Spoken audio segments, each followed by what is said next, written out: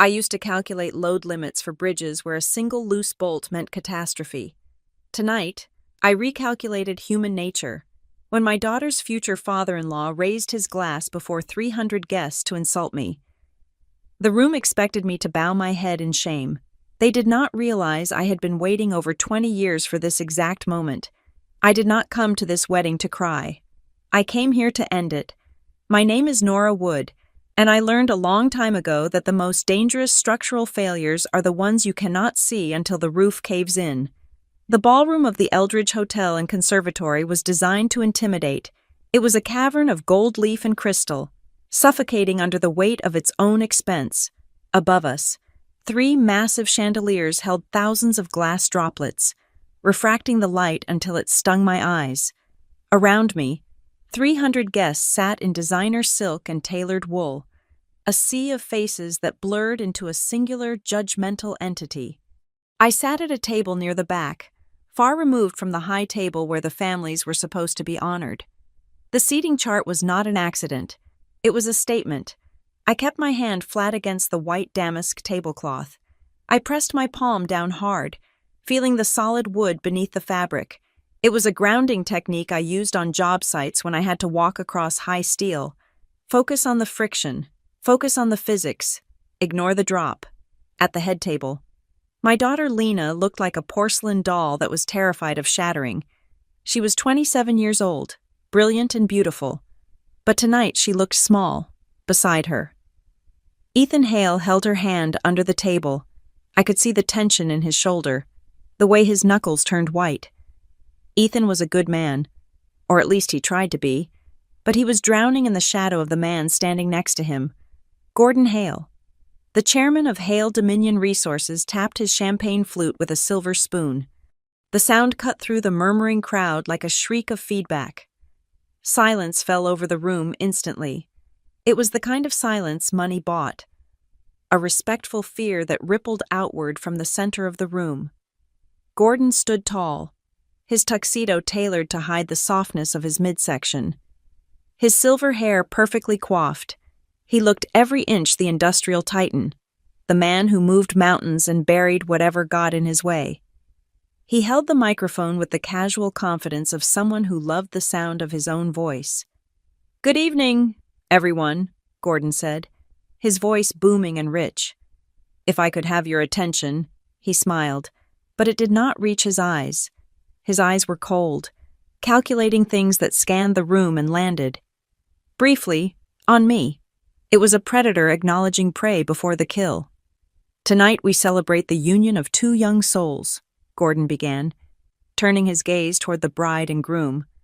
"My son, Ethan, who carries the Hale legacy forward. And Lena," he paused for a beat, letting the name hang in the air. "Lovely, resilient Lena." A few people murmured agreement. Gordon nodded, feigning benevolence. "You know, when Ethan first brought Lena home, I admit I was skeptical," Gordon chuckled, inviting the room to share in his candidness. "Not because of who she is, but because of where she came from. It is no secret that Lena has had to fight for everything she has achieved. She has clawed her way up from a deficit." The air in the room shifted. It grew heavier. Lena stiffened in her chair. She stared straight ahead, her smile frozen and brittle.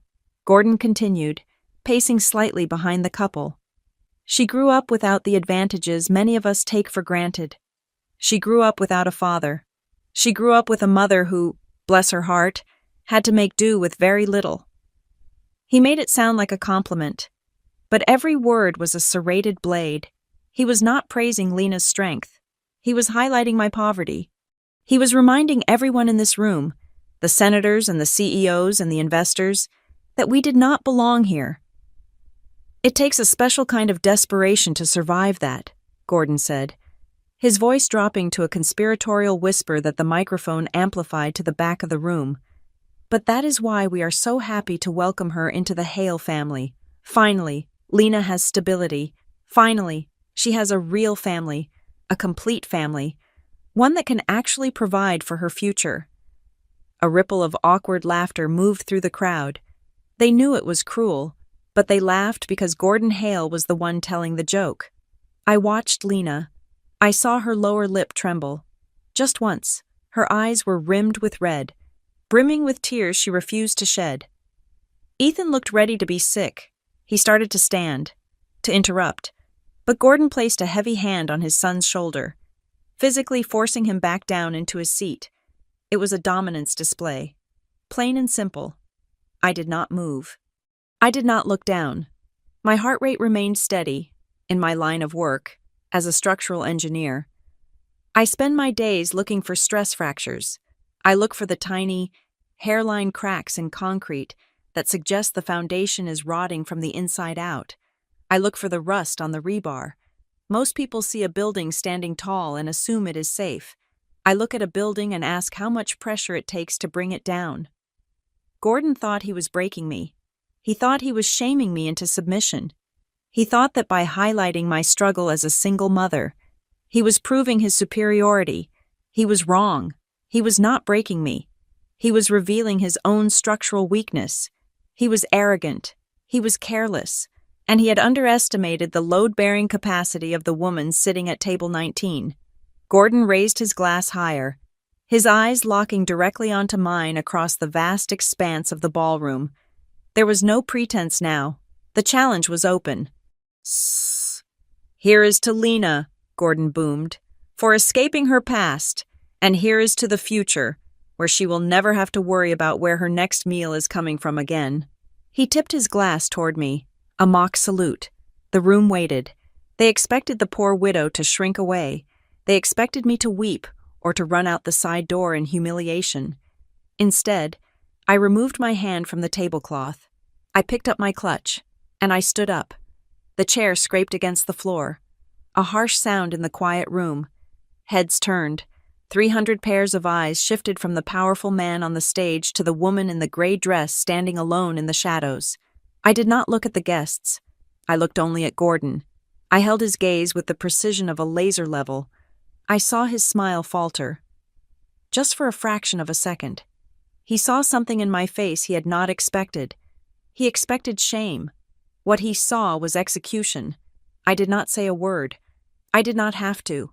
The time for words had passed 22 years ago, on a freezing night when the sirens wailed and the world ended. As I stood there, anchoring the room with my silence, the ballroom faded away. The crystal chandeliers dimmed. The smell of expensive perfume was replaced by the smell of wet earth and twisted metal. The applause died down, replaced by the howling wind of a Colorado winter. I was not in the Eldridge Hotel anymore. I was back where it all started. I was back at the moment the foundation cracked. The winter of 2002 in Briar Falls was not like the picturesque, snow globe winters the tourists pay thousands of dollars to see today. It was a mean, industrial winter. The cold that year was a physical weight, pressing down on the roofs of the small timber houses and freezing the breath in your lungs before you could even exhale. I remember the date exactly. It was February 12th. My husband, Caleb, was working the graveyard shift at the Juniper Hollow site. At the time, Hale Dominion called it a reclamation project, a soft term for stripping the earth down to its bones to see what was left to sell. Caleb was a field technician, the kind of man who came home smelling of diesel and wet clay, with grease permanently etched into the lifelines of his palms. He was not a soft man, but he was a steady one. He was the load-bearing wall of my life. That night, the house was quiet except for the hum of the refrigerator and the rhythmic, congested breathing of our daughter, Lena. She was 6 months old and fighting a chest cold. I was sitting in the rocking chair in the nursery, staring at the glow of the street lamp outside, exhausted in the way only a new mother can be. I was waiting for the sound of Caleb's truck in the driveway. He was supposed to clock out at 4 a.m. The phone rang at 3:15. It was not a cell phone melody. It was the harsh, mechanical trill of the landline in the kitchen. In the silence of the night, it sounded like a fire alarm. I knew before I picked it up. You always know. There is a frequency to bad news that vibrates through the air before a single word is spoken. The voice on the other end was a dispatcher, a woman I did not know, telling me there had been an incident at the site. She used the word incident, not accident, not tragedy. Incident. It is a sterile word, designed to minimize panic and liability. I packed Lena into her car seat, wrapping her in 3 layers of blankets, and drove toward Juniper Hollow. The closer I got, the brighter the sky became. It was not the sunrise, it was the floodlights, dozens of them, cutting through the swirling snow, illuminating a scene that looked less like a construction site and more like a crater on the moon. The sirens were not wailing anymore, they had been turned off, which was the first sign that there was no one left to rush to the hospital. I stood at the perimeter tape, the wind whipping my hair across my face, stinging my eyes. A foreman I recognized, a man named Miller, who had eaten dinner at our table twice, wouldn't meet my eyes. He looked at his boots. He looked at the frantic activity of the excavators clawing at a mountain of displaced earth. But he would not look at me. That was when I saw the suits. Men in long wool coats and pristine hard hats that had never seen a day of work were already there. Huddling with the site managers, they were not grieving, they were strategizing. I watched them point at the slope that had given way, their hands chopping the air, shaping the narrative before the bodies were even recovered. 2 days later, the official statement was released. I sat in a conference room with gray carpet and gray walls, listening to a lawyer from Hale Dominion explain why my husband was dead. He used phrases like unexpected geological conditions and act of God. He talked about a sudden shift in the water table that no survey could have predicted. He called it a tragic, unavoidable convergence of natural forces. They did not know who I was. To them, I was just the grieving widow, a young mother with a baby on her lap and red, swollen eyes. They saw a woman who needed pity. They did not know they were talking to a structural engineer. I sat there, clutching Lena, and I dissected every lie that fell out of their mouths. I knew the soil composition of Juniper Hollow. Caleb brought home the report sometimes, complaining about the pressure to speed up the excavation. I knew that the sheer strength of that slope was insufficient for the load they were placing on top of it. I knew that they had bypassed the secondary retaining wall to save 2 weeks of labor costs. This was not geology. This was geometry. It was a calculated risk where the variable for safety was set to 0 to maximize the variable for profit. They slid a check across the polished mahogany table. It was a settlement. They called it a gesture of goodwill. The amount was substantial enough to pay off our small mortgage and keep Lena fed for a few years. But in the grand scheme of corporate revenue, it was a rounding error. It was the price of a replacement part. I looked at the check. I wanted to tear it up. I wanted to throw it in their faces and scream that my husband was not an item on a balance sheet. But then Lena shifted in my arms and let out a small, hungry whimper. I looked at her fatherless, helpless, and entirely my responsibility. I had $19 in my checking account. I had a funeral to pay for. I took the check. It felt like paper, but it weighed as much as a tombstone. When they gave me Caleb's personal effects, they came in a clear plastic bag sealed with red tape, his wallet, his keys, his wedding ring, slightly bent, and his pen. It was a heavy, stainless steel ballpoint pen. I had given it to him for our first anniversary. He used it for everything: marking blueprints, signing timesheets, writing grocery lists. I had taken it to a jeweler in the mall and had 3 words engraved on the barrel: built to hold. It was our inside joke. Caleb used to say that he didn't care if things were built to last, because even ruins lasted forever. He cared if things were built to hold weight, to hold stress, to hold together when the world tried to pull them apart. I took the pen out of the bag. It was cold against my skin. The ink was still inside it. Ink that Caleb had undoubtedly used to sign off on safety checks that he was told were just formalities. That night, after the funeral, after the casseroles had been put in the fridge and the last neighbor had gone home, I sat at the kitchen table. The house felt cavernous. The silence was loud. I placed the check on the table, and next to it, I placed the pen. I made a decision then, one that did not come from grief, but from a cold, hard clarity. I would raise Lena. I would be the father she lost and the mother she needed. I would take their money and I would use it to build a life so solid that they could never knock it down. but I would do something else. 2. I went to the closet and pulled out a fresh, empty box. I labeled it Juniper Hollow. Into that box went the accident report. Into that box went the newspaper clippings that printed the company's lies verbatim. Into that box went every scrap of paper Caleb had left in his work jacket pockets. They thought the settlement bought my silence. They were wrong. It only bought my patience. I picked up the pen, feeling the engraving under my thumb, built to hold. I promised Caleb, whispering into the empty kitchen, that I would hold. I would hold the pain. I would hold the anger. And most importantly, I would hold the evidence. I was not just a widow anymore. I was an investigator. And I had a lifetime to wait for them to make a mistake, because in my experience, men who cut corners once never stop.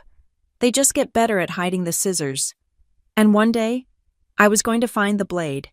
The years that followed Caleb's death were not defined by dramatic bursts of grief, but by the relentless, grinding friction of survival. I went back to work 2 weeks after the funeral. I did not have the luxury of a mourning period. I had a mortgage that did not care about widows and a daughter who needed formula. I took a job with Northline Structural Group. It was a small, no-nonsense firm that handled the unglamorous side of civil engineering. We did not design skyscrapers or art museums. We inspected residential foundations that were sinking into the clay. We crawled under county bridges to check for corrosion on the support beams. We signed off on retaining walls for strip malls. It was dirty, cold work. I spent my days in steel-toed boots and a high-visibility vest that was always 2 sizes too big, smelling of damp concrete and truck exhaust. My life became a lesson in logistics. Every morning started at 4:30. I would bundle a sleeping Lena into her car seat and drive her 2 streets over to Marla Bennett's house. Marla was a retired schoolteacher with a soft heart and a house that smelled perpetually of cinnamon and old paper. She was the co-parent I had to hire because the real one was buried in the ground. I would hand over the diaper bag, kiss Lena's sleeping forehead, and drive away with a knot of guilt in my stomach that never quite dissolved. I missed her first step. I was inspecting a cracked pylon on a highway overpass 40 miles away when Marla called to tell me. I missed the first time she said the word mama. I was in a basement arguing with a contractor about water damage. These are the taxes you pay when you are the only breadwinner. You buy their future by selling your present. Lena grew up watching me work. She was not a loud child. She did not throw tantrums in the grocery store or demand toys we could not afford. It was as if she understood, even before she had the words for it, that our margin for error was 0. She was observant. She had Caleb's eyes, dark and thoughtful, and she used them to watch the world with an intensity that sometimes unsettled me. I saw the holes in her life, of course. I saw them on Father's Day, when the other kids at school made ties out of construction paper and Lena brought home a card for me that said, "Happy Everything Day." I saw them at the school concerts, where she would scan the audience, looking for a second face that was never there. She never complained. She never asked why she was the only one with just a mom. She just tightened her ponytail and stood a little straighter. Instead of baking cookies, I taught her how to read the world the way I did. By the time she was 10, she knew the difference between a load-bearing wall and a partition. On Saturday mornings, our kitchen table was not covered in breakfast cereal, but in blueprints I had brought home to review over the weekend. I would spread the large, blue-lined sheets out, weighing down the corners with coffee mugs. Lena would kneel on the chair, tracing the white lines with her finger. "What is this one?" she would ask. "That is a truss," I would tell her. "It distributes the weight of the roof to the walls. If you take that out, the whole thing folds in on itself." I taught her to look for the stamp, the engineer's seal. "This little circle," I told her, tapping the paper, "is the most important thing on the page. It means someone promised that this is safe. It means someone put their name on the line." I looked at her, making sure she understood the gravity of it. "Lena, a wrong signature can kill people. Never put your name on something you have not checked yourself, twice." I was teaching her engineering, but I was also trying to teach her character. I was trying to build a structure inside her that wouldn't collapse when the world got heavy. As she got older, that education took root in ways I had not anticipated. When she was a junior in high school, she came home and told me she wanted to study environmental planning and industrial safety. "I want to make sure the ground is safe before they build," she said. "I want to do the surveys. I want to be the one who says no." My heart swelled with pride, but beneath it, a cold current of fear rushed through me. She was walking toward the very fire that had consumed her father. The industry is smaller than people think. The distance between an environmental safety planner and a company like Hale Dominion is terrifyingly short. I wanted to tell her everything then. I wanted to open the box labeled Juniper Hollow and show her the reports, the lies, the name Hale Dominion stamped on the documents that authorized the digging that killed her father. I wanted to scream, "They are monsters! Stay away!" But I stayed silent. I stayed silent because I had no smoking gun. I had suspicions. I had circumstantial evidence. I had a gut feeling that burned like acid, but without undeniable proof. I was just a bitter widow chasing ghosts. If I told her, she might believe me, but she might also look at me with pity. She might think I was paranoid, a woman broken by grief who saw conspiracies in the shadows. I did not want to be the crazy mother. I wanted to be the strong mother. I wanted Lena to walk into her future with her head high, not looking over her shoulder at my demons. So I swallowed the fear. I helped her with her college applications. I proofread her essays about sustainable development and corporate responsibility. I drove her to interviews.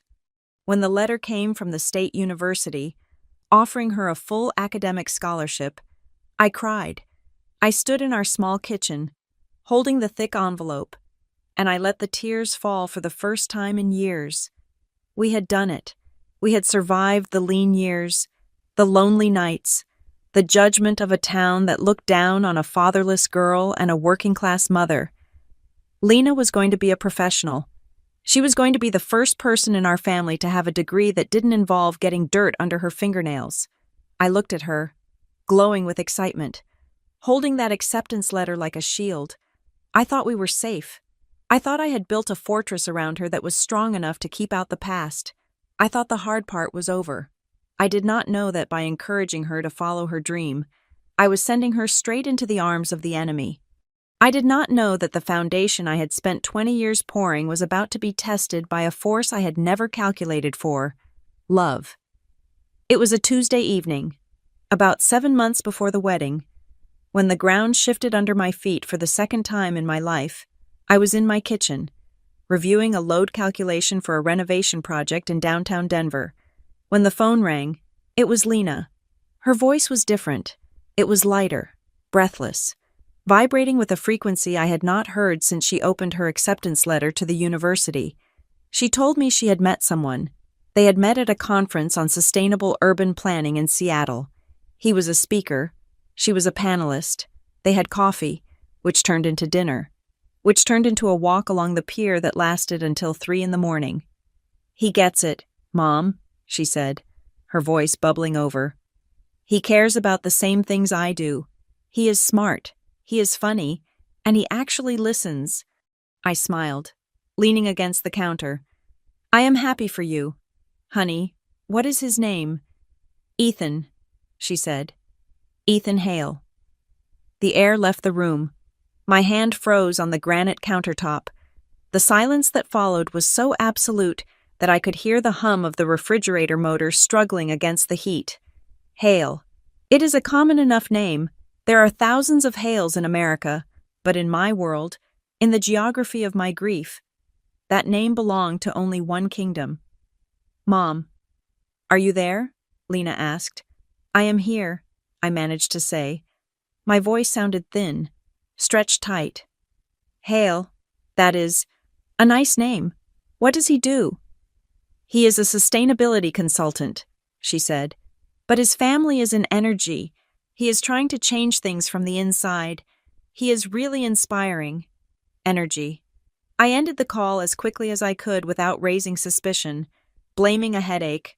Then I sat down in front of my laptop and typed 2 words into the search bar: Ethan Hale. The results populated instantly.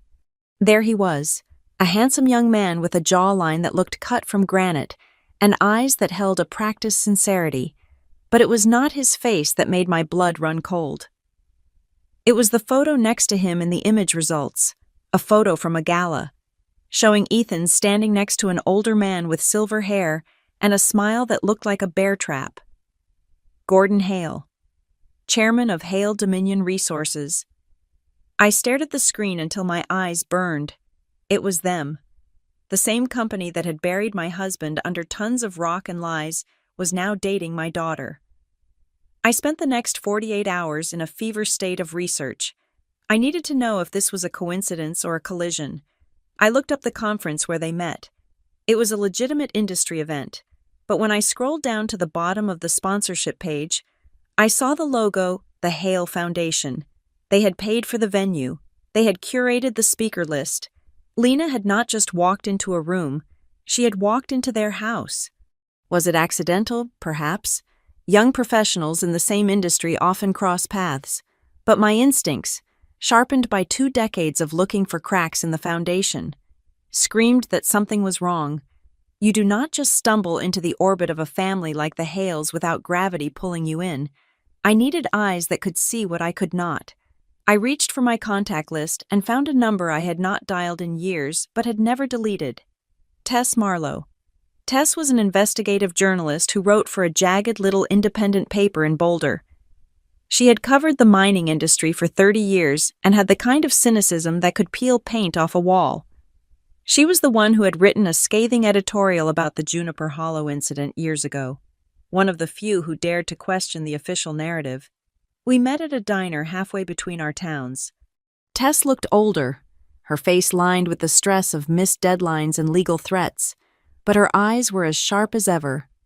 "Hale Dominion," Tess said, stirring her black coffee. "I have not heard that name from you in a long time. Nora, why now?" "My daughter is dating the chairman's son," I said. Tess stopped stirring.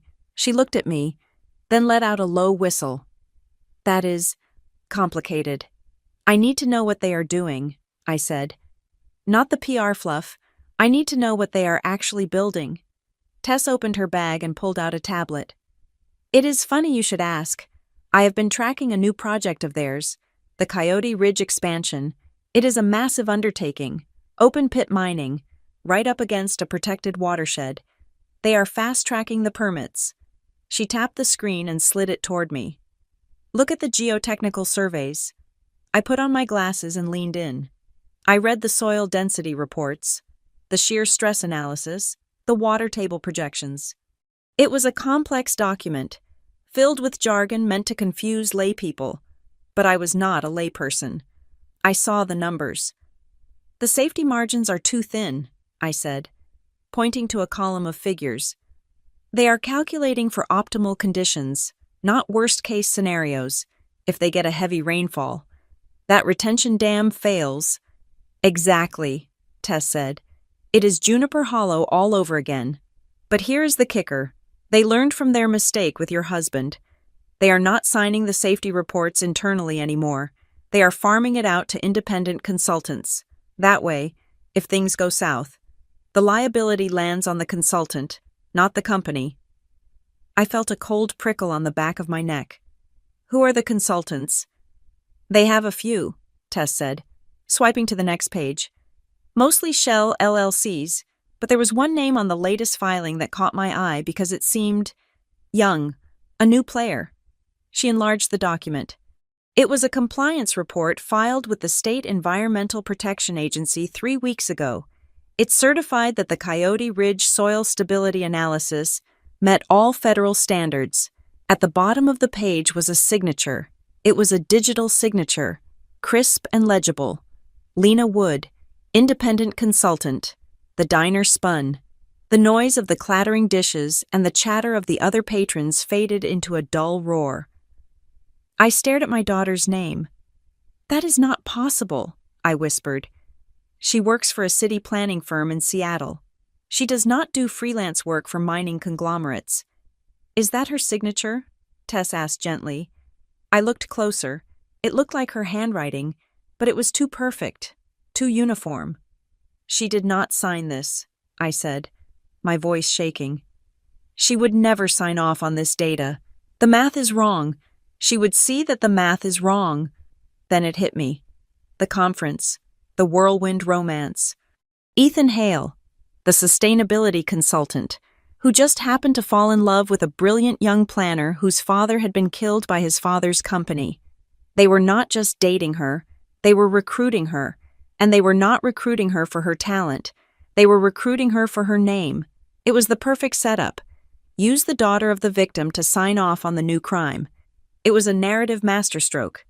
If the Coyote Ridge project failed, if the dam broke and people died, Gordon Hale would stand up and say, "We hired independent experts.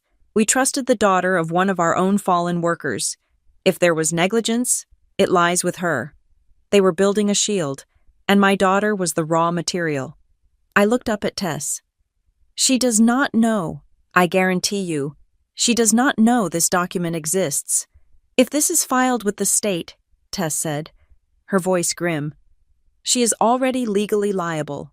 If that ridge slides, she goes to prison for criminal negligence. Gordon walks away clean. I closed the tablet. My hands were trembling. Not from fear, but from a rage so hot it felt like it could melt the laminate table. For 20 years, I had been the victim. I had been the woman who took the check and the silence. I had raised my daughter to be better, to be safer, and they had reached out from their glass tower and dragged her back into the mud. "I need the originals," I said. My voice was steady now. "I need the email chains. I need to know who authorized the use of her digital signature. I need to know where the money went." Tess looked at me. "Nora, that is dangerous. You are talking about corporate espionage." "I am talking about saving my daughter's life," I said. "Gordon Hale killed my husband. He is not going to kill my daughter's future." I stood up and threw a $20 bill on the table. "Dig deeper, Tess," I said. "Find the money trail. I will handle the rest." I walked out of the diner into the cool night air. I looked up at the stars, but I did not see the sky. I saw a structural diagram of the Hale family, and I was looking for the demolition point. I had spent my life calculating how to keep things standing. Now, for the first time, I was going to figure out exactly how to make something fall. 3 weeks after my meeting with Tess, Lena came home for the weekend. She drove up the familiar gravel driveway in a brand new sedan.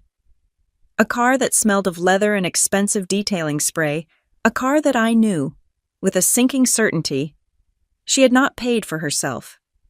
She walked into the kitchen with a brightness that made my small, sensible house look dim. She was glowing. There is a specific kind of radiance that comes from being young, in love, and believing that the world has finally decided to be kind to you. It was a look I recognized because I had worn it myself, 25 years ago, before the dirt of Juniper Hollow covered it up. "Mom, look," she said. Before she even took off her coat, she held out her left hand. The ring was not just a piece of jewelry. It was a statement of assets, a solitaire diamond, easily 3 carats, set in platinum. It caught the afternoon sun streaming through the window and threw shattered rainbows across the linoleum floor. It was beautiful. It was flawless. And to me, it looked exactly like a retainer fee. "It is stunning, Lena," I said, forcing the muscles in my face to form a smile. I hugged her, careful not to squeeze too hard, careful not to let her feel the tension radiating off my frame like heat from an overworked engine. We sat at the kitchen table with mugs of herbal tea. She talked about the proposal. It had happened at a vineyard in Napa. Private tour, sunset, a photographer hiding in the vines to capture the moment. It was a production. The Hales did not do spontaneity. They did logistics. As she spoke, I watched her hands. I looked for the callus on her middle finger where she used to hold her pen during late-night study sessions. It was still there, but it was softer now, overshadowed by the rock on her ring finger. I was calculating the load she was carrying, unaware of the weight. "Lena," I said, waiting for a pause in her description of the wedding venue options. We need to talk about the practical side of things. She rolled her eyes playfully, blowing on her tea. Mom, please, no lectures on prenups. Ethan and I have already talked about it. His family has lawyers, obviously, but he says it is just standard procedure. Not a prenup, I said, keeping my voice level. I am talking about work, your work. She frowned, setting the mug down. What about it? I know you have been doing some consulting, I said. I chose my words with the care of a bomb disposal technician. One wrong wire and the conversation would blow up in my face. I was wondering, have you signed any specific contracts with Hale Dominion or any of their subsidiaries? Lena laughed. It was a sharp, incredulous sound. Mom, I work for a city planning firm in Seattle. I am not working for Hale Dominion. That would be a conflict of interest. Are you sure? I pressed. Sometimes these things are buried in the fine print. Maybe a project you collaborated on, a document Ethan asked you to look over. Her smile faded. She sat back in her chair, crossing her arms, the defensive posture of a teenager returning to a child's body. Why are you asking me this? You have that look on your face, the one you get when you are inspecting a cracked beam. I am just worried, I said. The Hales they operate in a different world than we do. They use people, Lena, they use names. I am not a name to Ethan, she snapped. I am his fiancée. I wanted to scream. I wanted to shake her by the shoulders and tell her that her name was currently sitting in a state database, attached to a death trap of a mining project. I wanted to show her the tablet Tess had shown me, but I froze. If I told her I had been investigating her fiancé's family, if I told her I had seen a forged signature, she would demand proof, and I did not have the original documents yet. I only had a digital copy that any good lawyer could dismiss as a glitch or a fabrication. Without the hard evidence, the chain of custody, the metadata, I was just a jealous, traumatized mother trying to sabotage her daughter's happiness. I know you love him, I said, retreating to safer ground. I just want you to be careful. If they ever ask you to sign anything at all, even a guest log you read it 3 times, you promise me. Lena stood up. The chair scraped loudly against the floor. You cannot be happy for me, can you? You just cannot do it.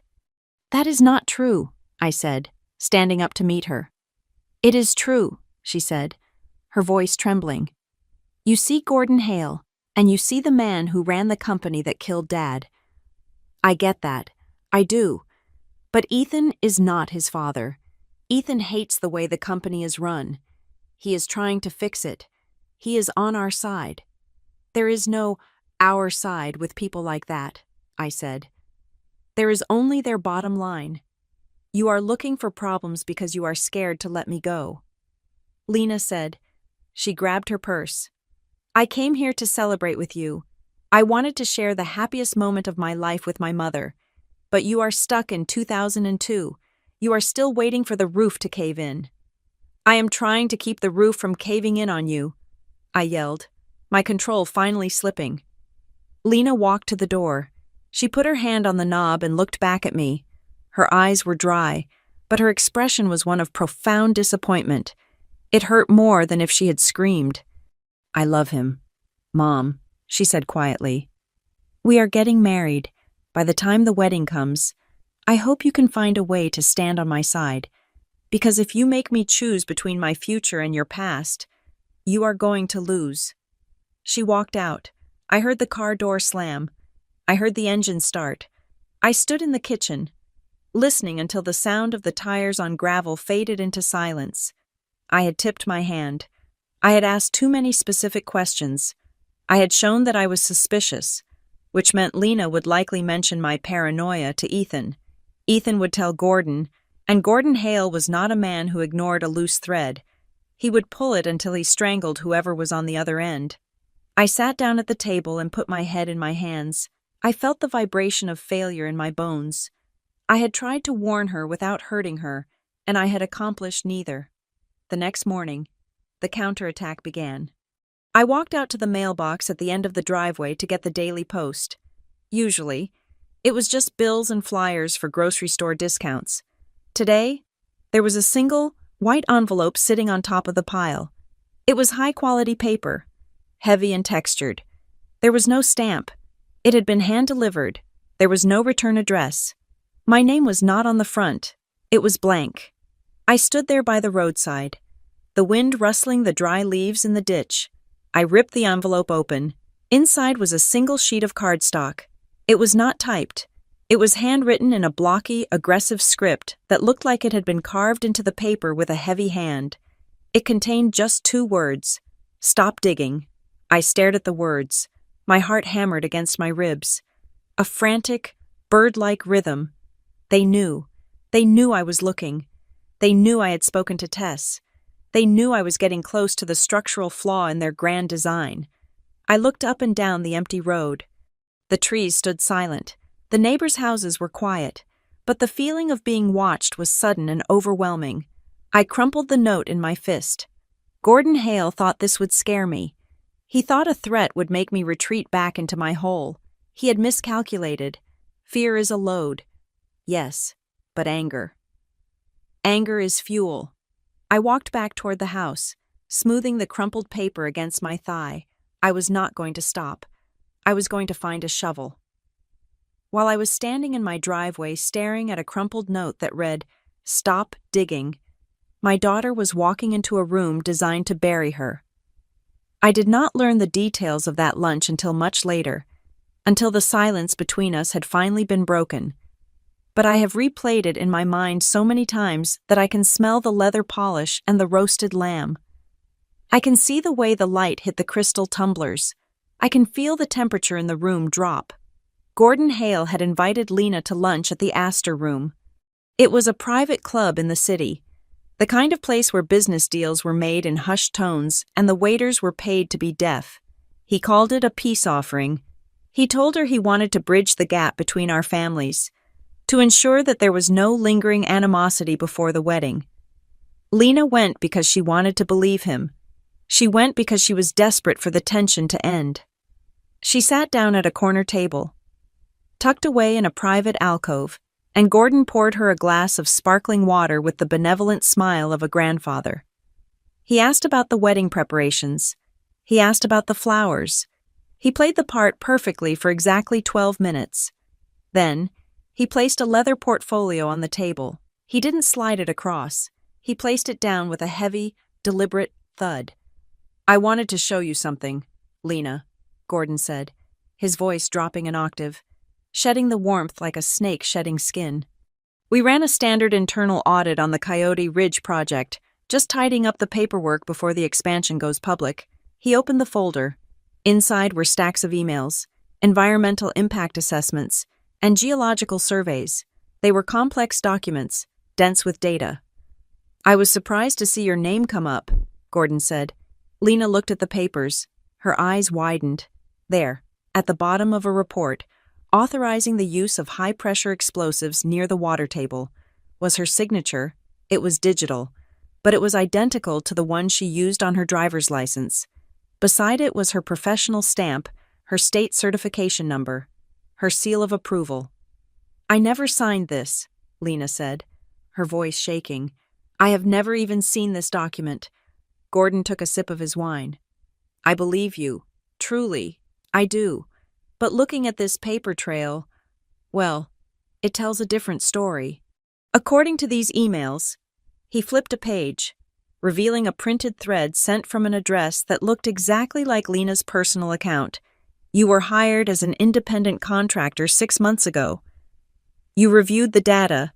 You signed off on the stability. You even invoiced us for $20,000. "This is fake," Lena said. She reached for the papers, but Gordon placed his hand over them. "Is it?" Gordon asked. "Or is it just inconvenient?" He leaned in. The predator finally breaking cover. "Here is the reality.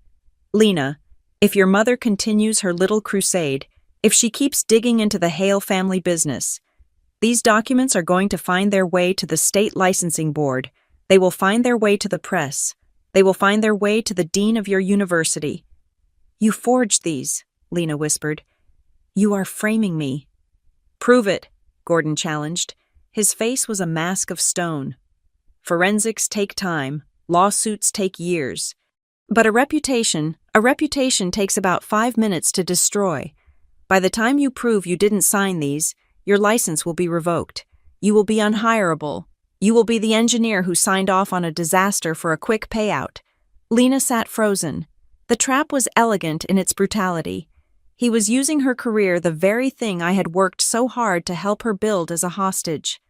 But we do not want that, Gordon continued, softening his tone again. We are family, or we are about to be. I want to protect you. Lena, I want to make sure you and Ethan have a pristine future. He paused, his eyes drifting down to her stomach. Lena had not told anyone yet. She was only 8 weeks along. She hadn't even told me. Stress is terrible for the baby, Gordon said softly. The blood drained from Lena's face. She instinctively covered her stomach with her hand. How do you know? She breathed. I make it my business to know everything that impacts the Hale legacy, Gordon said. A grandchild. That is a wonderful thing, a fragile thing. You need stability right now. You need resources. You do not need a scandal involving your mother dragging us through the mud. What do you want? Lena asked. She was cornered. He had her past, her career, and her future child all lined up in his sights. I want peace, Gordon said. I want your mother to stop. And since she is a stubborn woman, I need to make a public statement. At the wedding, during the speeches, I am going to say a few things. I am going to set the record straight about the hierarchy of this family. You are going to humiliate her, Lena said. I am going to put her in her place, Gordon corrected. And you are going to sit there. You are not going to interrupt. You are not going to cry. You are going to smile and clap. You are going to show 300 of our closest friends that you are a Hale, not a Wood. You are going to choose your team. Lena looked at the man who was essentially demanding her soul in exchange for her safety. And if I do? She asked. If you do, Gordon said, closing the portfolio. These documents disappear. They go into the shredder. And the Coyote Ridge project, I will delay it. I will even set up a charitable trust in your father's name, the Caleb Wood Memorial Safety Fund. We will put $1 million into it. We will turn your tragedy into a legacy. It was a bribe wrapped in morality. He was offering to buy her father's memory with the same money he made killing him. Lena felt the nausea rise in her throat. She thought of me, sitting at home, fighting a war I couldn't win. She thought of her unborn child, growing inside her, innocent and vulnerable. She thought of the prison cell that awaited her if those documents went public. She made the calculation. It was the wrong calculation, but she made it out of love and terror. She thought she was falling on a grenade to save me. Okay, Lena whispered. I will do it. Gordon smiled. It was the smile of a man who had just bought a racehorse. Good girl. Welcome to the family. They finished their lunch in silence. Gordon ate with an appetite. Lena pushed her food around her plate, feeling the weight of the betrayal settling in her gut. But there was one variable Gordon had not accounted for. The Astor room prided itself on privacy, but the architecture was old. The private dining alcoves were separated by heavy oak partitions, but they were serviced by a narrow corridor for the waitstaff. Just beyond the heavy velvet curtain of the alcove's entrance, a figure stood in the shadows. Ethan had arrived early to surprise Lena. He had walked down the service corridor, intending to joke about crashing their lunch. He had stopped when he heard his father's voice drop to that lethal, business-only register. He stood there, pressed against the wall, listening to his father threaten his fiancée. He heard the rustle of the papers. He heard the blackmail. He heard the mention of the baby, his baby used as a bargaining chip. He did not burst in. He did not flip the table. He was a Hale, too. And he knew that if you strike at the king, you must kill him. An emotional outburst now would only give his father time to pivot, to hide the evidence, to destroy Lena before the wedding. Ethan backed away slowly, his shoes silent on the plush carpet. He walked back out to the street, his hands shaking, his world tilting on its axis. He had gone in to meet his future wife. He walked out knowing he was the son of a monster. He took out his phone. He did not call Lena. He did not call me. He called his brother, Grant. "You were right," Ethan said into the phone, his voice breaking. "He is doing it again. I need everything you have." 2 days after I found the threat in my mailbox, I received a text message on the burner phone I had purchased at a gas station. It contained coordinates and a time. Midnight, an industrial park near the old rail yard. I went. I brought a tire iron, which I tucked under the driver's seat, and I parked my car facing the exit. I was not playing detective anymore. I was playing defense. A black sedan pulled up alongside me. The window rolled down, and for a terrifying second, I thought I was looking at Gordon Hale. The profile was the same, the aquiline nose, the heavy brow. But when the man turned to face me, the illusion shattered. It was Grant Hale, Gordon's eldest son, the chief operating officer of Hale Dominion. He looked like a building that had been gutted by fire but was still left standing. His eyes were rimmed with dark circles, and his tie was loosened as if it were a noose he was trying to slip. He did not look like a man coming to deliver a threat. He looked like a man coming to confess. "Mrs. Wood," he said. His voice was raspy. "Please, I am not here to hurt you." I did not unlock my door. "Your father left a note saying I should stop digging." "My father thinks he can control the tide by shouting at the ocean," Grant said. He reached into the passenger seat and lifted a thick accordion folder. He pressed it against my window. "You are looking for the smoking gun. Here it is." I unlocked the door. He slid the folder onto my passenger seat. "What is this?" I asked. "It is the internal correspondence regarding the Coyote Ridge expansion," Grant said. "Specifically, a thread titled Liability Transfer Protocol. It outlines the strategy to designate an external scapegoat in case of catastrophic structural failure." I opened the folder under the dim dome light of my car. My hands shook as I turned the pages. I saw the emails. I saw the timestamps. I saw Gordon Hale's name on the sender line, giving explicit instructions to attach the asset to the safety reports. The asset was my daughter. "They generated the documents digitally," Grant explained, leaning his head back against his headrest, staring at the ceiling of his car. "They lifted Lena's signature from a digital release form she signed at that conference in Seattle. It was buried in the terms and conditions of the Wi-Fi access, a simple copy and paste job." I felt a wave of nausea. "And the money, the records show payments." "Wash trading," Grant said. "We set up a shell company in Nevada. The company paid Lena $20,000. That money was immediately auto-drafted out of the account which we created in her name and funneled back into a private holding fund managed by my father. To the IRS, it looks like income. To the bank, it looks like a transaction. In reality, Lena never saw a dime. It is a paper trail leading to nowhere." I looked at him. "You are the COO. You signed off on the budgets. You let this happen." Grant closed his eyes. "I did. For 10 years. I have looked the other way. I rationalized it. I told myself that business is war and casualties are inevitable. I let him buy off inspectors. I let him bury reports. I let him do what he did to your husband." "Why now?" I asked. The question hung in the cold air between the cars. "Why are you giving me this now?"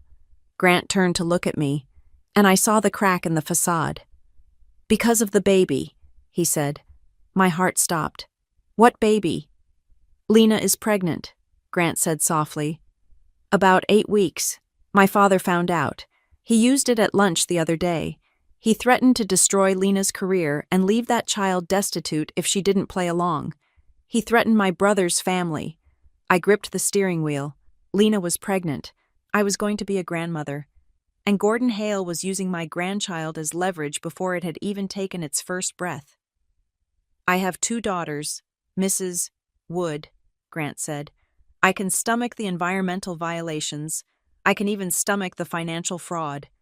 But using an unborn child as a bargaining chip, that is not business. That is evil." I looked at him across the boardroom table yesterday, and I realized I was not looking at a CEO, I was looking at a disease. Does Ethan know? I asked. Ethan knows enough, Grant said. He heard the blackmail at the restaurant. He wanted to kill him. I had to talk him down. I told him that if we strike now, without the full package, Gordon will wiggle out. He always does. He will blame a rogue employee. He will blame me. He will blame Lena. Grant took a deep breath. Ethan is playing the part. He is pretending to be the dutiful son because he is terrified that if he steps out of line, Gordon will pull the trigger on Lena's reputation. He is protecting her the only way he knows how, by staying close to the enemy. So what do we do? I asked. I have the papers. I can go to the police. Not the police, Grant corrected. The police are local. The police have pensions invested in Hale Dominion. I have already contacted a federal agency. I cannot give you names, but they are building a case under the RICO Act, racketeering, fraud, extortion. They have the financial records I sent them, but they need one last thing. What? They need Gordon to confirm the intent, Grant said. They need him to claim the lie publicly. If he stands up and validates those forged documents, or if he uses the wedding to cement the narrative that Lena is part of the corruption. He seals his own indictment. We need him to feel safe. We need him to feel arrogant. We need him to think he has won. I looked down at the folder. I looked at the dark silhouette of the factories around us. I thought of my husband, crushed under the earth. I thought of my daughter, terrified and pregnant, thinking she had to sacrifice herself to save me. The wedding, I said. Grant nodded. The wedding, Saturday night, 300 guests, senators, unrest, media coverage. It is his stage.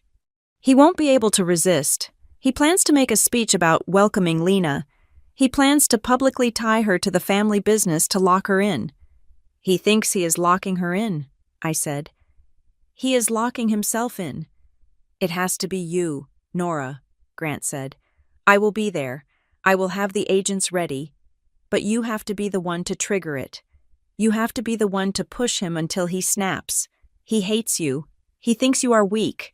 If you challenge him, he will lose his composure. He will try to crush you, and in doing so, he will confess. He insulted me for 20 years, I said. He killed Caleb. He threatened Lena. I do not think I will have trouble challenging him. Grant started his engine. Be careful. Until Saturday. You are vulnerable. Act defeated. Let him think his threat worked. I can do that, I said. Grant looked at me one last time. I am sorry. For everything. After Saturday. There won't be a Hale Dominion left. But maybe there will be a family left for Ethan and Lena. He drove away, his taillights disappearing into the dark. I sat there for a long time. I placed my hand on the folder. It felt heavy, but it was a good weight. It was the weight of a sledgehammer. I drove home. I walked into my kitchen and saw the wedding invitation pinned to the corkboard. Embossed lettering, gold foil, Saturday, 6 o'clock in the evening, Eldridge Hotel. I took the invitation down. I didn't see it as a social obligation anymore. I saw it as a demolition order. I went to my closet and pulled out the dress I had bought. It was a simple, charcoal gray dress, dignified, unassuming, the kind of dress a poor relation wears to a rich man's party. It was perfect camouflage. I was going to walk into that ballroom, and I was going to let Gordon Hale think he was the king of the world. I was going to let him construct his tower of lies, brick by brick, in front of everyone he wanted to impress. And then, when he was standing at the very top, looking down on me, I was going to pull the pin. I touched my stomach, thinking of the grandchild I hadn't met yet. Don't worry, I whispered to the empty room. Grandma is fixing the foundation. The night before the wedding, I did not sleep. Sleep is for the innocent and the ignorant. And tonight, I was neither. Instead, I got into my car at 11 o'clock and drove out of the city, away from the manicured lawns and the streetlights, toward the edge of the county where the pavement turned into cracked asphalt and eventually into gravel. I was going to Juniper Hollow. The mine had been closed for over 20 years, sealed up like a tomb after the investigation was rushed to a close. The company had put up a chain-link fence and a warning sign. But the locals knew the way in. I drove until the road ended, the headlights cutting through the pitch-black darkness of the valley. It was quiet out here. A heavy, unnatural silence that felt like the earth was holding its breath. I parked near the old memorial gate. It was a pathetic attempt at an apology that Hale Dominion had erected a year after the collapse. It was a simple archway made of cheap iron, with a bronze plaque listing the names of the 7 men who died. I walked up to it. The air was freezing, the kind of mountain cold that sinks into your marrow. I didn't button my coat. I needed to feel the cold. I needed to be sharp. I found his name on the list, Caleb Wood. It was the 3rd name down. The bronze was tarnished, green around the edges where the elements had eaten away at the shine. I took off my glove and pressed my bare hand against the metal. It was like touching ice. "Hey," I whispered. My breath plumed in the air. "I'm going to finish it tomorrow." I reached into my pocket and pulled out the pen. The stainless steel was scratched now, the engraving of "Built to Hold" worn smooth by years of worry, but the mechanism still clicked with a satisfying weight. I rolled it between my fingers, feeling the balance of it. This was all I had left of him, a pen and a daughter, and tomorrow, I was risking one to save the other. I stood there in the dark and let the doubt wash over me. It is a terrible thing for a mother to destroy her daughter's wedding day. A wedding is supposed to be a beginning. It is supposed to be white lace and promises and champagne. Lena had dreamed of this day since she was a little girl making veils out of paper towels. She wanted the fairy tale. She wanted the normalcy that I had never been able to give her. If I did this, if I stood up in that ballroom and detonated the truth, she would hate me. In the immediate aftermath, when the police arrived and the cameras flashed and her fiancé's family was dragged away in handcuffs, she would not see a savior. She would see a wrecking ball. She would see her mother ruining the most important moment of her life out of spite.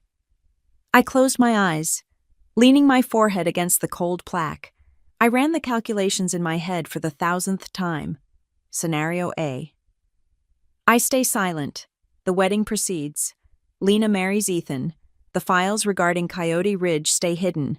The baby is born, but the threat remains. Gordon owns her. Anytime she tries to step out of line, anytime she tries to leave, he pulls the lever on the blackmail. She lives her entire life as a hostage in a gilded cage, terrified that her signature will send her to prison. Scenario B. I speak. The wedding is ruined. The Hale empire collapses. Lena is heartbroken, humiliated, and furious, but she is free. The blackmail loses its power because the truth is out. The federal agents have assured Grant that Lena will be treated as a witness and a victim, not a co-conspirator, provided we act before the wedding vows seal the legal bond of family. It was an engineering problem. You have a structure that is rotting from the inside. Do you paint over the cracks and hope it holds for another year, or do you condemn the building, evacuate the residents, and bring it down so you can build something solid on the bedrock? I am an engineer. I do not paint over cracks. I am sorry, Caleb, I said to the silence. I am going to break her heart, but I'm going to save her life. I turned away from the gate. The wind was picking up, howling through the valley like the ghosts of the men buried beneath the ridge. I felt a strange sense of calm settle over me. It was the calm of a decision made. The potential energy was about to become kinetic. I sat in my car and checked my phone. I had one signal bar. I opened a secure messaging app. There was a message from Tess Marlowe. Article is loaded. Editor has given the green light to publish the second you give the signal. We are going live at 2000 hours. There was a message from Grant. The team is in place. They will be in the kitchen and the security room. Do not engage until he makes the speech. We need the public statement. Everything was rigged. The charges were set. The wires were run. All that was left was to push the plunger. I opened my text thread with Lena. The last message was from her, 3 days ago, telling me the time of the rehearsal dinner, which I had not attended. I typed slowly, I love you, Lena. No matter what happens tomorrow, no matter what you think of me when the sun goes down, Please know that I am on your side. I have always been on your side. I hit send. I watched the screen. Delivered. I waited. 1 minute, 2 minutes, 5 minutes. The screen dimmed and went black. No reply. The silence from her end was heavier than the silence of the mine. She was likely asleep, or perhaps she saw it and was too angry to respond. Maybe she was lying in bed, staring at the ceiling, wondering why her mother couldn't just be normal. I put the phone away. It didn't matter. I didn't need her forgiveness tonight. I needed her survival tomorrow. I drove back to the city. The lights of Briar Falls twinkled in the distance, oblivious to the storm that was coming. I went home to my empty house and laid my dress out on the bed. I polished my shoes. I packed my purse, the invite, the phone, and the original documents Grant had given me, folded into a slim envelope. I lay down, but I did not close my eyes. I watched the shadows move across the ceiling as the moon tracked through the sky. I rehearsed my lines. I visualized the layout of the ballroom, table 19, the stage, the distance between me and the microphone. When the sun came up, it was a gray, flat dawn. The sky was the color of concrete. I showered and dressed with mechanical precision. I put on the charcoal dress. I applied minimal makeup. I pulled my hair back into a tight bun. I looked in the mirror. I did not look like a mother of the bride. I looked like a witness taking the stand. I drove to the Eldridge Hotel. The parking lot was already filling up with luxury cars. Valets in red jackets were running back and forth. I handed my keys to a young boy who looked no older than 18. "Have a wonderful evening, ma'am," he said cheerfully. "Thank you," I said. I walked up the grand staircase. The air smelled of lilies and expensive cologne. I could hear the string quartet tuning their instruments inside the conservatory. I paused at the double doors. I could feel the pen in my clutch, pressing against my palm. I took a deep breath, filling my lungs with the perfumed air of the enemy's stronghold. I was not just walking into a wedding. I was walking into the most dangerous inspection of my life, and I was ready to bring the whole house down. The ceremony itself was a masterclass in superficial perfection. To the casual observer, it was a fairy tale. The string quartet played Pachelbel's canon in D major with mathematical precision. The flower arrangements, cascading white orchids imported from South America, were flawless. Lena walked down the aisle looking like a queen, but I was close enough to see the terror in her eyes. She was not gripping her bouquet. She was strangling it. Her knuckles were white, and every time she looked at the front row where Gordon Hale sat, she flinched microscopically. Ethan was no better. He stood at the altar in his bespoke tuxedo. But he did not look like a man about to start his life. He looked like a man standing on a landmine, afraid that shifting his weight by a single millimeter would blow us all to kingdom come. He kept glancing toward the side entrance, where his brother Grant was standing in the shadows, looking pale and grim. I sat in the third row, playing my part, the grieving, grateful mother. I dabbed my eyes with a handkerchief when the vows were read, not because I was moved by the romance, but because I was grieving the innocence my daughter had lost in the last week. She said, "I do," with a voice so faint it barely registered. Microphone. She was sealing the contract. She thought she was saving me. When the ceremony ended, the relief in the room was palpable, but for the wrong reasons. The guests were eager to get to the open bar. We moved into the grand ballroom for the reception, a space that smelled of money and roasted duck. The reception was Gordon Hale's natural habitat. He moved through the crowd of 300 guests with the easy, predatory grace of a shark swimming through a school of slow fish. He shook hands with senators. He clapped investors on the back. He kissed the cheeks of wives who knew better than to ask questions. He was the patriarch, the benevolent king of industry, basking in the glow of his own largesse. I took my seat at table 19, near the kitchen doors. It was the designated seat for the poor relation, far enough away from the head table to be invisible, but close enough to witness the glory of the Hales. I folded my hands on the tablecloth. I could feel the envelope in my purse resting against my leg. It was burning a hole through the fabric. Dinner was served. I did not eat. I watched. I watched Lena pick at her food, her face pale. I watched Ethan pouring himself glass after glass of water, his eyes darting around the room, checking the exits, checking the security guards who lined the walls. These were not hotel security. They were Hale Dominion private contractors. Gordon had brought his own army. Then, the moment arrived. The lights dimmed. A spotlight cut through the darkness, illuminating the stage where the wedding band had been playing soft jazz. Gordon Hale stepped into the light. He held a crystal champagne flute in one hand and a microphone in the other. He waited for the applause to die down. He let the silence stretch out, forcing the room to lean in. He loved this. He loved the control. "Good evening," Gordon said, his voice rich and warm, wrapping around the audience like velvet. If I could have everyone's attention for a moment, he smiled down at the head table. "Tonight is a celebration of unions, of families coming together. When Ethan told me he was going to marry Lena, I have to admit, I was thinking about the future. I was thinking about legacy." He paced slowly across the stage. "You see, in our business, at Hale Dominion, we talk a lot about stability. We talk about bedrock. You cannot build a skyscraper on sand, and you cannot build a life without a solid foundation." I saw Lena stiffen. She knew what was coming. She looked down at her lap, her shoulders hunched. "Lena," Gordon said, gesturing to her with his glass. "Our lovely Lena. She is a remarkable young woman. She is resilient, and God knows, she has had to be." A ripple of sympathetic murmurs went through the crowd. "She didn't have the start in life that many of the people in this room had," Gordon continued, his voice dropping to a tone of mock solemnity. "She grew up in a difficult situation, a broken home, a tragedy that took her father too soon." He paused, and then his eyes found me. Even in the dim light, I could feel the weight of his gaze. It was heavy with disdain.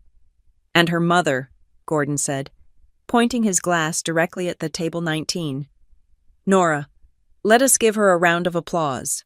The applause was scattered, polite, and excruciating. "Nora tried," Gordon said. The words were simple, but the inflection was devastating. "She tried her best." It is not easy to raise a child when you do not have the capacity to provide the stability they deserve. It is not easy when you are struggling just to keep the lights on, but you did what you could, Nora, and we are all so grateful that, in the end, Lena found her way to a family that could finally give her what she needed: real security, real support, a real home. The room went deadly silent. It was a public evisceration. He was telling 300 of the state's most powerful people that I was a failure, that I was a charity case, that my daughter had been rescued from my incompetence. I saw the guests turning in their seats to look at me. Their faces were a mixture of pity and amusement. To them, I was just a prop in Gordon's narrative of generosity. I was the dirt he had graciously agreed to overlook. Lena let out a small, choked sob. She put her hand over her mouth. She wanted to scream. I could see the muscles in her neck straining. But the blackmail held her throat like a vice. If she spoke, she went to jail. If she spoke, the baby lost its future. So she sat there, shaking, tears streaming down her face, accepting the humiliation as the price of her mother's safety. Ethan slammed his hand down on the table. He started to push his chair back, his face twisted in fury. He was ready to storm the stage, but then he stopped. He saw Grant, standing by the audio-visual booth, give a nearly imperceptible shake of his head.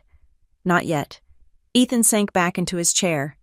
His hands balled into fists so tight his knuckles were blue. He looked like he was vibrating.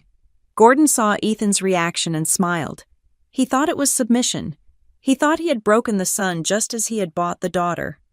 "So," Gordon said, raising his glass high, "to Lena, welcome to the Hale family. Welcome to a life where you never have to worry about where you come from, because you are finally where you belong." He took a sip of champagne. The room prepared to drink. I stood up, The sound of my chair scraping against the hardwood floor was like a gunshot in the quiet room. I did not rush. I smoothed the front of my gray dress. I picked up my clutch. I walked out from behind table 19 and stepped into the aisle. The guests nearest to me pulled back, as if I were contagious. Gordon stopped drinking. He lowered his glass, his eyebrows raised in mock surprise. "Nora," he said into the microphone. "Do you have something to say? Perhaps a thank you." I did not walk to the stage. I walked to the center of the room. Directly under the massive chandelier, I had projected my voice over the sound of pile drivers and jackhammers for 20 years. I did not need a microphone to be heard. "Mr. Hale," I said. My voice was steady. It was cool. It was the voice I used when I told a contractor that his concrete mix was substandard and he had to tear it all out. "You talk a lot about foundations," I said, locking eyes with him. "I find that interesting because I am a structural engineer, and I know a little something about foundations, too." Gordon laughed. It was a dry, dismissive sound. "We know what you do, Nora. Please, let us not make a scene. Sit down before you embarrass your daughter further." "I am not embarrassed," I said. "And neither is she." I looked at Lena. She was staring at me, her eyes wide with panic. She was mouthing the word "stop." She thought I was committing suicide. She thought I was triggering the trap. I looked back at Gordon. "You said you gave Lena security. You said you gave her a legacy. But the problem with your legacy, Gordon, is that it is built on a fault line." "Security?" Gordon snapped, his patience fraying. He motioned to the guards. 2 men in dark suits stepped away from the wall and started moving toward me. "You built your empire on graves," I said, my voice rising just enough to cut through the tension. "You buried my husband in Juniper Hollow, and now you are trying to bury my daughter in Coyote Ridge." "Get her out of here," Gordon barked into the microphone. "She is drunk. She is hysterical." The guards were 10 feet away. The guests were murmuring, a low roar of scandal and confusion. I did not move. I did not flinch. I simply raised my right hand and pointed a single finger toward the massive LED screen behind the stage, the one that had been displaying a loop of engagement photos all night. "I do not like your foundation, Gordon," I said, so I decided to inspect it. I nodded once toward the back of the room. The guards grabbed my arms, but before they could drag me away, the room plunged into darkness. The spotlight on Gordon died. The jazz music cut out with a screech of feedback. For a second, there was total blackness. Then, the massive screen behind the stage flickered to life. It was not a slideshow of romance anymore. It was a stark, bright white light that illuminated the terrified faces of the crowd. The silence that followed was not the silence of respect. It was the silence of the vacuum before the explosion. The ballroom was bathed in the harsh, unforgiving glow of the LED screen. The romantic slideshow was gone. In its place was a high-resolution scan of an internal email chain. Blown up to 20 feet tall, the subject line was legible even from the back of the room: liability transfer protocol, Coyote Ridge. A collective gasp sucked the air out of the room. It sounded like the hull of a ship breaching. "You wanted to talk about my daughter's contribution to the family," I said, my voice cutting through the stunned silence. I pointed at the screen. "There it is. You did not bring her into this family to love her. You brought her in to frame her." I signaled the booth again. The image changed. It was a side-by-side comparison of 2 documents. On the left was the digital guest log from the Seattle Sustainability Conference Lena had attended. On the right was the geological safety report for the mine expansion. "Look at the metadata," I commanded the room. The signature on the safety report is a digital clone. It was lifted, pixel for pixel, from a Wi-Fi agreement form. Lena never saw that report. She never signed it. Gordon Hale stood on the stage, his face turning a shade of purple that clashed violently with the black tie decor. "Turn it off," he screamed, his voice cracking. "This is slander. This is a fabrication security." But the screen changed again. Now it showed a bank statement. "And the money?" I continued, walking slowly toward the stage. $20,000 paid to a shell company in Lena's name. It looks like a consulting fee. But follow the routing number. The graphic animated. A red line tracing the money from the shell company right back into a private offshore holding fund controlled by Gordon Hale. She never took a dime, I said. You paid yourself, and you put her name on the receipt so that when the mountain collapses, she goes to prison and you go to the Bahamas. Enough, Gordon roared. He looked like a man trying to hold back a landslide with his bare hands. This woman is insane. Someone get her out of here. She is not insane, a voice called out from the side of the room. Tess Marlowe stood up from a table near the back.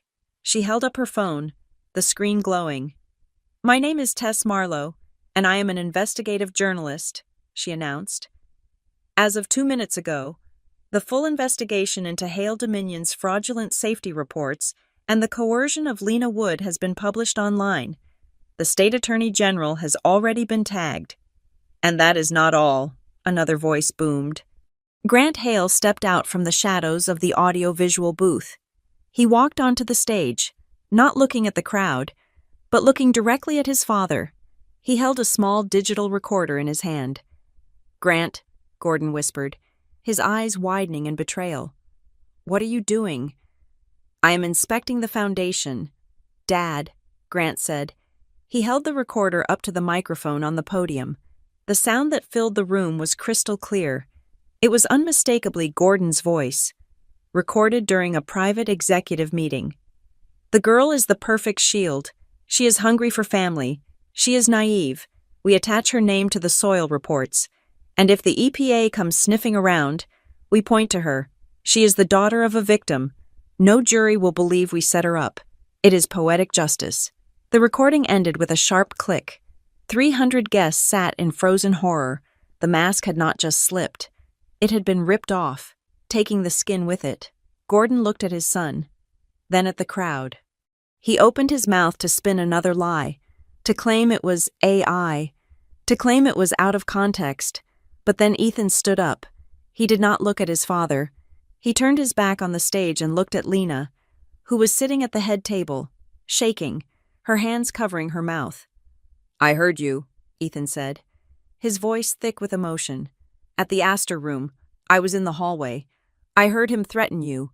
I heard him use our baby as leverage. Lena looked up at him, tears streaming down her face. You knew. I knew, Ethan said, and I wanted to kill him, but Grant told me to wait.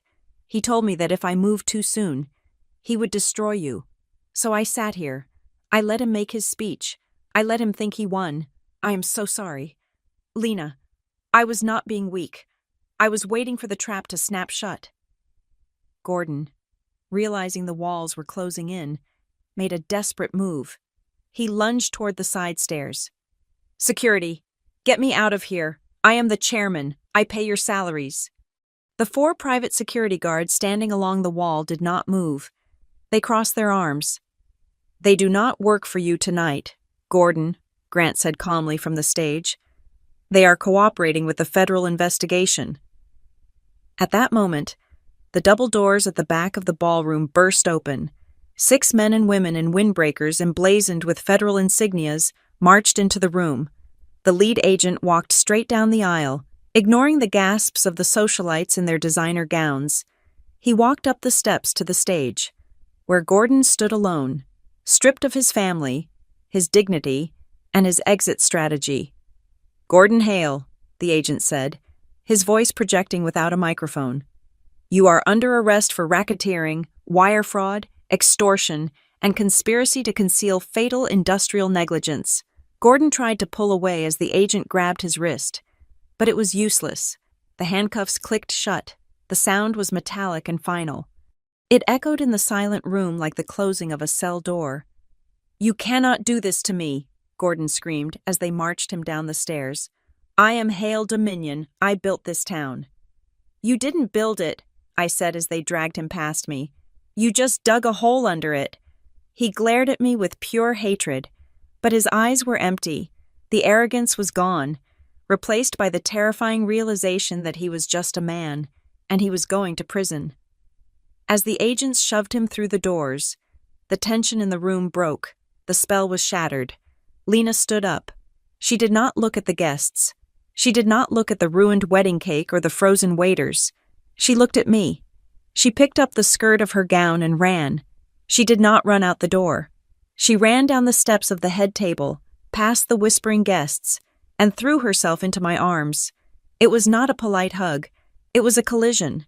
She buried her face in my shoulder, sobbing with a force that shook her entire body. "I am sorry," she cried, clutching the fabric of my gray dress. "I am so sorry. Mom, I didn't sign the papers, but I agreed to his deal. I stayed silent because he threatened you. He said he would ruin you. I thought I was saving you." I held her tight, feeling the familiar weight of my daughter. Safe at last. I stroked her hair, just as I had when she was a baby waiting for a father who would never come home.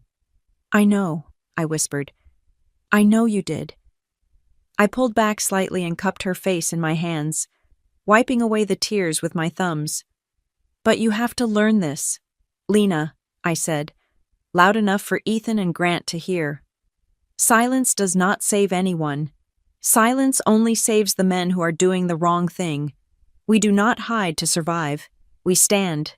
We hold." Ethan walked over to us. He looked wrecked, but his eyes were clear. He put a hand on Lena's shoulder, and then he looked at me. There was no arrogance in him, just gratitude. "Thank you," he said, "for finishing what we couldn't." I looked around the room. The guests were stunned, witnessing the collapse of a dynasty and the survival of a family. I took my daughter's hand. "Come on," I said. "Let's go home. I think we have inspected enough for one day." We walked out of the ballroom together. Leaving the wreckage of the Hale Empire behind us, the structure had failed, just as I calculated it would, but as I looked at my daughter, and the hand of the man who truly loved her resting on her back, I knew that our foundation was solid. It was built to hold. Thank you so much for listening to this story. I would love to hear where you are tuning in from. So please drop a comment below and share your thoughts on Nora's Revenge. If you enjoyed this, please subscribe to the Lily Revenge Stories channel, like the video, and hit that hype button to help this story reach even more people.